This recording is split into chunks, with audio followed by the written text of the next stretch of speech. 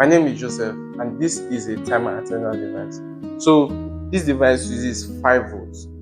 We have noticed that some customers uses 12 volts to power a 5-volt device, which will damage the board of the device. At the back of the device, it clearly says input DC 5V to 0.8A.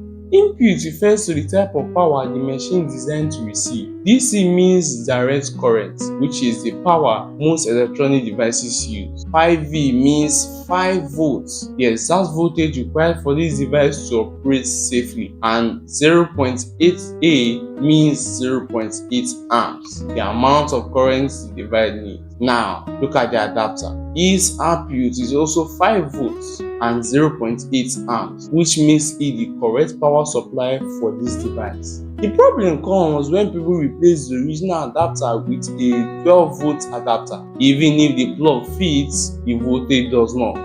The 12-volt adapter pushes excessive power into the motherboard, which is built for 5 volts, causing overheating, component failure, and in many cases a burnt motherboard.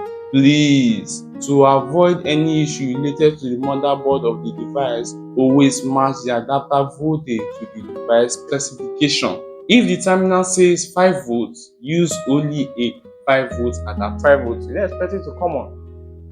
It has to be 5 volts to 5 volts, 12 volts to 12 volts. Yeah, thank you.